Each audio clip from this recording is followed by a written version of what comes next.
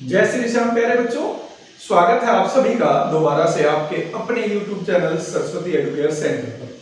तो बेटा, last class में हम लोगों ने कर लिया अपना इंडस्ट्रियल पॉलिसी रेजुलेशन 1956। आज की क्लास में थोड़ा सा और आगे चलेंगे और हम लोग बात करेंगे बेटा अपनी फॉरेन ट्रेड पॉलिसी के बारे में, जो कि हमने 1950 से 1990 तक फॉलो की है। तो क्लास स्टार्ट करने से पहले बेटा इस वीडियो को लाइक कर लीजिएगा, ठीक है। अगर आपको वीडियो पसंद आए तो दोस्तों के साथ शेयर भी कीजिएगा, साथ साथ चैनल सब्सक्राइब नहीं किया तो सब्सक्राइब भी कर लीजिएगा, क्योंकि इसी तरीके की वीडियोस आपको आगे भी मिलती रहेगी। बेल आइकन जरूर प्रेस कर ले ताकि आपको उनकी नोटिफिकेशन भी मिलती रहे। तो बेटा स्टार्ट करते हैं अपनी आज की क्लास।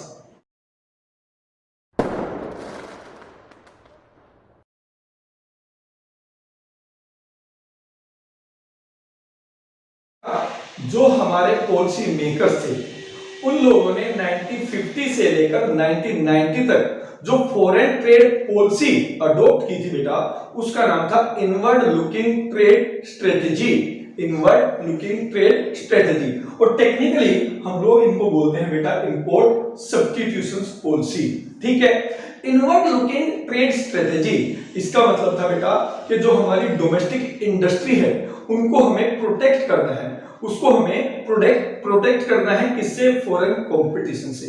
इसलिए इसका नाम रखा गया इनवर्ड लुकिंग। इनवर्ड लुकिंग का मतलब अपनी जो डोमेस्टिक इंडस्ट्रीज है उनकी तरफ हमें देखना है, उनको हमें प्रोटेक्ट करना है फ्रॉम द फॉरेन कंपटीशन, ठीक है। बहुत सिंपल सी बात थी बेटा, हमारी इकोनॉमी तो बैकवर्ड इकोनॉमी थी, हमारी जो टेक्नोलॉजी थी वो भी बैकवर्ड टेक्नोलॉजी थी। तो क्या हमारी इंडस्ट्रीज जो है फॉरेन कंपटीशन फेस कर पाएगी? तो इसीलिए हमने एक पॉलिसी बनाई थी 1950 से लेकर 1990 तक, जिसको नाम दिया गया इनवर्ड लुकिंग ट्रेड स्ट्रेटेजी। और टेक्निकली इसी को हम इंपोर्ट सब्स्टिट्यूशंस भी बोलते हैं। इंपोर्ट सब्स्टिट्यूशंस, इसका मतलब वो गुड्स जो आप इंपोर्ट कर रहे थे फ्रॉम रेस्ट ऑफ वर्ल्ड से, उनका सब्स्टिट्यूट्स अपने ही डोमेस्टिक टेरिटरी के अंदर प्रोड्यूस करना, इसको बोला गया इंपोर्ट सब्स्टिट्यूशन। या वो गुड्स जो हम विदेशों से खरीद रहे थे उनको अपने देश में ही बनाना, इसी का नाम रखा गया बेटा इंपोर्ट सब्स्टिट्यूशन पॉलिसी। क्लियर है? अब यहां पर इसका मेन एम क्या था? देखिए बेसिक एम हमारा एक ही था, वो था to protect domestic industry from foreign competitions. तो आप चाहे इसको इनवर्ड लुकिंग ट्रेड स्ट्रेटेजी कह लीजिए, चाहे इसको इंपोर्ट सब्स्टिट्यूशन पॉलिसी कह लीजिए, मेन एम एक ही था बेटा कि हमें अपनी जो डोमेस्टिक इंडस्ट्री है बेटा इनको फॉरेन कॉम्पिटिशन से प्रोटेक्ट करना है। क्लियर बेटा? तो ये तो था मेन बेसिक एम। अब यहां पर 3 डेफिनेट एम भी थे बेटे। पहला क्या था? पहला था saving of precious foreign exchange. हमने क्या किया बेटा? हमने एक ऐसी पॉलिसी बनाई जिससे कि जो गुड्स हम लोग इंपोर्ट कर रहे थे उनको अपने देश में बनाना शुरू कर दिया। क्या एम रखा हमने कि इससे जो हमारा फॉरेन एक्सचेंज हम इंपोर्ट पर खर्च कर रहे थे वो हमारे पास बचेगा, तो हमारे पास सेविंग हो जाएगी हमारे प्रीशियस फॉरेन एक्सचेंज की, ठीक है। और इसी से रिलेटेड उन्होंने दूसरा टारगेट भी रखा बेटा। दूसरा टारगेट क्या रखा? दूसरा टारगेट रखा कि जो हमारे पास फॉरेन एक्सचेंज बचेगा बेटा उसी से हम लोग क्या करेंगे? From the rest of world advance technology और एडवांस मशीन इंपोर्ट कर लेंगे ताकि अपनी प्रोडक्शन कैपेसिटी को बढ़ा सकें। क्लियर? और जो थर्ड डेफिनेट एम था बेटा, वो थर्ड डेफिनेट एम क्या था? वो था सेल्फ रिलायंस। हम चाहते थे कि हम अपनी इकोनॉमी को सेल्फ रिलायंस बनाएं, आत्मनिर्भर बनाएं, हम किसी दूसरे के ऊपर डिपेंडेंट ना हो। क्लियर बेटा? तो ये सब किसके बारे में? अभी इंपोर्ट सब्स्टिट्यूशंस के बारे में। अब बात करेंगे वो कौन से टूल्स थे जिससे कि हमने इनवर्ड लुकिंग ट्रेड स्ट्रेटेजी अपनाई, ठीक है। हम लोगों ने अपनी डोमेस्टिक इकोनॉमी को, ठीक है, फॉरेन कंपटीशन से कि हमारे पॉलिसी मेकर्स ने या फिर गवर्नमेंट ने किस तरीके से हमारी डोमेस्टिक इंडस्ट्री को प्रोटेक्ट किया फ्रॉम द फॉरेन कॉम्पिटिशंस, या फिर कैसे अगर हम कहें इंपोर्ट पर कंट्रोल किया, ठीक है। वो कौन कौन से तरीके थे, वो कौन कौन सी चीजें थी जिनके थ्रू हमारी गवर्नमेंट ने इंपोर्ट पे कंट्रोल करने की कोशिश की। तो इसमें बेटा 2 तरीके हमारी गवर्नमेंट ने अपनाए, एक था टैरिफ रेट और एक था कोटाज, ठीक है। टैरिफ रेट का मतलब क्या होता है बेटा? Tariff is the rate of tax which is imposed by the government on the imported goods। जो गुड्स हम इंपोर्ट करते हैं बेटा उन पर जो हम रेट ऑफ टैक्स लगाते हैं उसको हम कहते हैं टैरिफ, उसको हम लोग कहते हैं टैरिफ। टू रिड्यूस इंपोर्ट, हमारी गवर्नमेंट ने क्या किया, हमारे देश में जो टैरिफ रेट है बेटा वो बढ़ा दिया, यानी रेट ऑफ टैक्स बढ़ा दिया इंपोर्ट पर, जिसकी वजह से क्या हुआ, जो हमारे इंपोर्ट थे बेटा वो महंगे हो गए। तो इस तरीके से गवर्नमेंट ने कोशिश की कि इंपोर्ट्स को महंगा करके अपने देश में फॉरेन में बनी गुड्स की डिमांड को कम किया जा सके, यानी इंपोर्ट को कम किया जा सके। तो जो पहला टूल्स है बेटा वो था हमारा टैरिफ रेट। क्लियर। दूसरी बात करेंगे कोटा। कोटा क्या होता है बेटा, कोटा वर्ड आपने पहले भी सुना है। कोटा का मतलब होता है to fix quantity, to fix quantity. अब गवर्नमेंट ने दूसरा स्टेप क्या उठाया, गवर्नमेंट ने जो है इंपोर्ट का कोटा फिक्स कर दिया। ठीक है, it is a quantitative restrictions, ये क्वांटिटी को लेके रेस्ट्रिक्शंस थी। गवर्नमेंट ने फिक्स कर दिया कि कोई भी प्रोड्यूसर इससे ज्यादा चीजें इंपोर्ट नहीं कर सकता, ताकि हम लोग अपने इंपोर्ट को कंट्रोल कर सकें। क्लियर। तो ये दो पॉलिसी गवर्नमेंट ने अपनाई, पहली में rate of tax tariff rate बढ़ा दिया गया और दूसरा कोटा फिक्स कर दिया गया। क्लियर है। अब इसके बाद बात करते हैं कि भाई रीजन क्या रहे इंपोर्ट सब्स्टिट्यूशन पॉलिसी है। रीजन फॉर इंपोर्ट सब्स्टिट्यूशन, कि भाई ऐसा क्या रीजन रहा कि हमारे पॉलिसी मेकर्स ने, हमारी गवर्नमेंट ने इंपोर्ट सब्स्टिट्यूशंस की पॉलिसी फॉलो की। तो इसमें जो पहला रीजन दिया गया है बेटा वो ये दिया गया है कि देखिए भारत जैसे जो डेवलपिंग कंट्रीज हैं बेटा, उनकी इंडस्ट्री इस पोजीशन में नहीं थी कि वो most develop, most advance countries में बनी गुड्स के साथ कंपीट कर सके। तो इसके लिए बहुत जरूरी था कि हम लोग इनवर्ड लुकिंग ट्रेड स्ट्रेटजी या फिर इंपोर्ट सब्स्टिट्यूशन की पॉलिसी को फॉलो करें। देखो बहुत सिंपल रीजन बेटा, वो लोग यूज कर रहे थे बहुत एडवांस टेक्नोलॉजी, ठीक है, तो उनकी जो कॉस्ट ऑफ प्रोडक्शन थी वो तो बहुत सस्ती आती थी, वो बहुत कम आती थी, और हम लोग यूज करते थे बेटा आउटडेटेड टेक्नोलॉजी, हम लोग यूज कर रहे थे लेबर इंटेंसिव टेक्नोलॉजी, जिसकी वजह से हमारी जो डोमेस्टिक गुड्स है बेटा उसकी कॉस्ट पड़ती थी ज्यादा। तो क्या हमारी डोमेस्टिक इंडस्ट्री उन इंडस्ट्रीज के साथ कंपीट कर पाती? तो इसीलिए हमारी गवर्नमेंट ने इंपोर्ट सब्स्टिट्यूशंस की पॉलिसी फॉलो की, हमारी डोमेस्टिक इंडस्ट्रीज को फॉरेन कंपटीशन से प्रोटेक्ट करने की पॉलिसी बनाई। बेटा इसमें जो सेकंड पॉइंट है देखिए वो है risk of drainage of foreign exchange reserve. इसका मतलब क्या था कि हमने इंपोर्ट पर रेस्ट्रिक्शंस इसलिए लगाई क्योंकि हमें लगता था, हमारी गवर्नमेंट, हमारे पॉलिसी मेकर्स को लगता था कि लग्जरियस गुड्स का इंपोर्ट करके हमारा जो फॉरेन एक्सचेंज है बेटा वो विदेशों में चला जाएगा। To protect stock of foreign exchange reserve, ये बहुत जरूरी था कि हम इंपोर्ट सब्स्टिट्यूशंस की पॉलिसी को फॉलो करें। ठीक है बेटा, तो ये दो पॉइंट हैं जिसमें आपको बताया गया कि भाई रीजन क्या था फॉर द इंपोर्ट सब्स्टिट्यूशन। अब बात करेंगे हम लोग critical appraisals of industrial development policy 1950 से लेकर 1990 तक जो हमने पॉलिसी फॉलो की उसको थोड़ा सा क्रिटिकल अप्रेजल करते हैं बेटा, देखते हैं उसके क्या क्या हमें फायदे हुए और क्या क्या हमें नुकसान हुआ। तो सबसे पहले बात करेंगे increase in the proportion of industrial sector in GDP.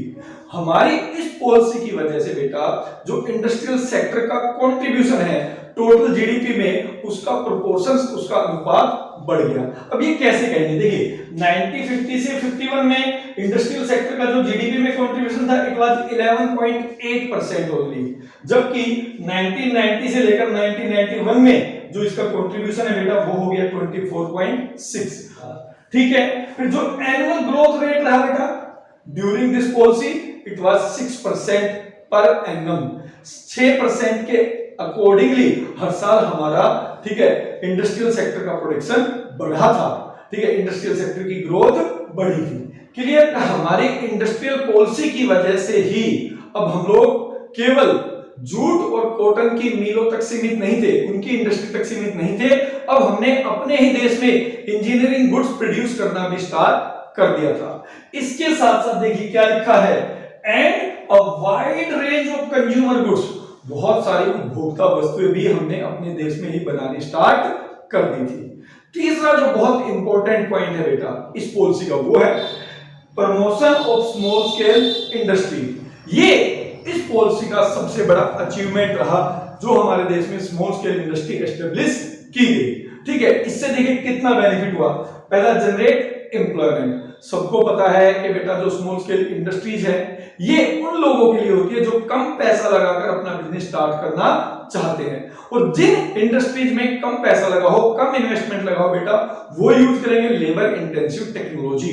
ठीक है, तो स्मॉल स्केल इंडस्ट्री की वजह से हमारी इकोनॉमी में एम्प्लॉयमेंट अपॉर्चुनिटी बहुत ज्यादा जनरेट हुई, जिससे कि हमारी इकोनॉमी में लेवल ऑफ एम्प्लॉयमेंट बढ़ा। दूसरा बेटा, रिड्यूस रीजनल इनइक्वालिटी।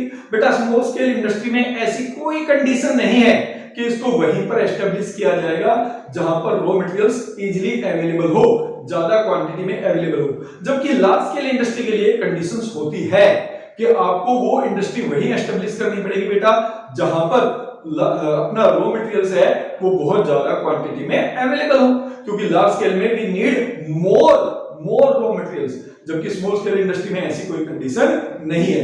तो इसकी वजह से स्मॉल स्केल इंडस्ट्री को हम उन बैकवर्ड रीजन में भी एस्टेब्लिश कर सकते हैं जहां पर डेवलपमेंट की बहुत ज्यादा आवश्यकता है। ठीक है, और उसमें भी फिर गवर्नमेंट उनको बहुत सारे बेनिफिट्स प्रोवाइड करती है जो वो इंडस्ट्री बैकवर्ड रीजन में एस्टेब्लिश करेंगे।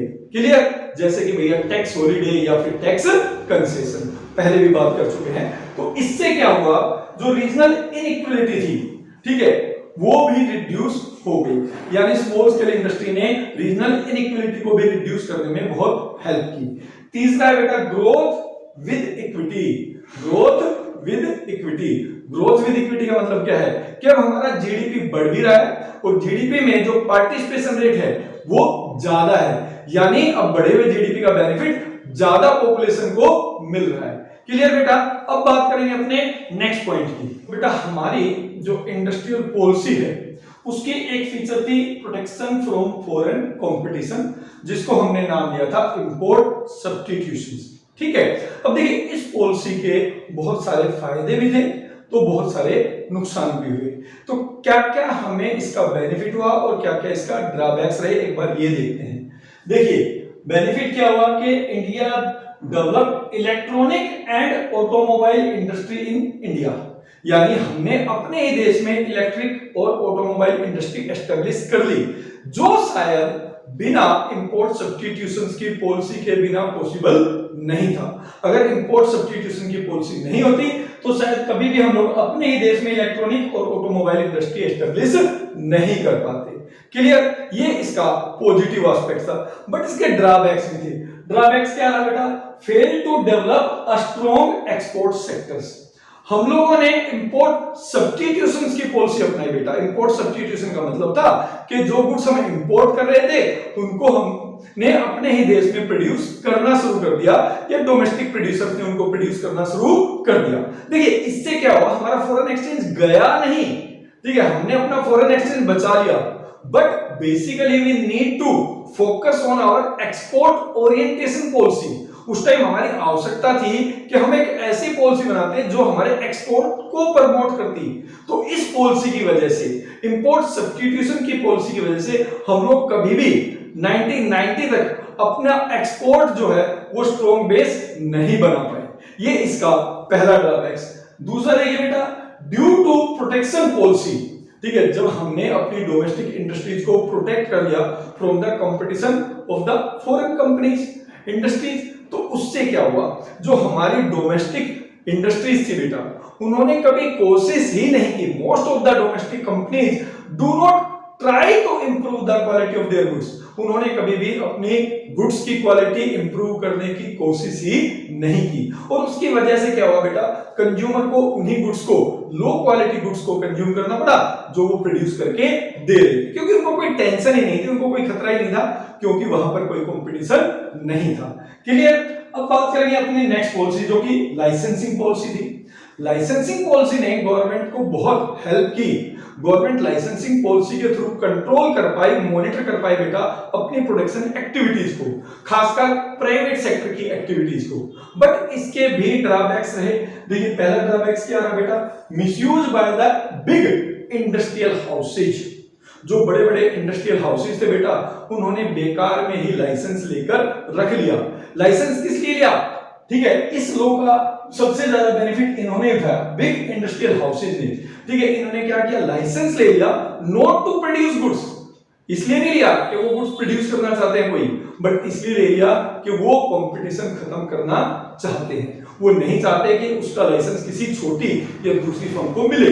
तो इसका सबसे ज्यादा मिसयूज किया बेटा बिग इंडस्ट्रियल हाउसिंग ने। दूसरा टाइम कंज्यूमिंग, बेटा लाइसेंसिंग जो है एक बहुत टाइम कंज्यूमिंग प्रोसेस थी जिसमें हमारा बहुत सारा टाइम वेस्ट होता था। तो ये इस लाइसेंसिंग पॉलिसी के बेटा ड्रॉबैक्स थे। अब बात करते हैं अपने नेक्स्ट पॉइंट की। इसका जो हमारी इंडस्ट्रियल पॉलिसी 1950 टू 1990 थी, उसकी एक और फीचर थी, बहुत इंपॉर्टेंट फीचर थी। ठीक है, आप सब लोगों को अच्छे से याद होगी, वो था डोमिनेंस ऑफ पब्लिक सेक्टर, कि जो गवर्नमेंट सेक्टर है वो इंपॉर्टेंट रोल प्ले करेगा in the development of economy. ठीक है, तो उसके भी हमारी इकोनॉमी को बेटा बहुत से बेनिफिट हुए, बट साथ साथ बहुत सारे ड्रॉबैक्स भी थे। तो एक बार इसको भी हम लोग स्टडी करते हैं। तो देखिए इसके बेनिफिट क्या हुए बेटा। सबसे पहला बेनिफिट था create strong industrial based.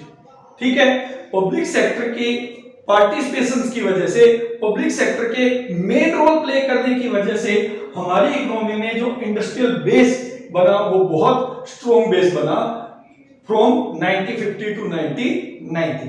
Clear. इसके साथ साथ government develop infrastructure facility in our country, बहुत सारी इंफ्रास्ट्रक्चर फैसिलिटी हमारी कंट्री में उन्होंने डेवलप कर दी।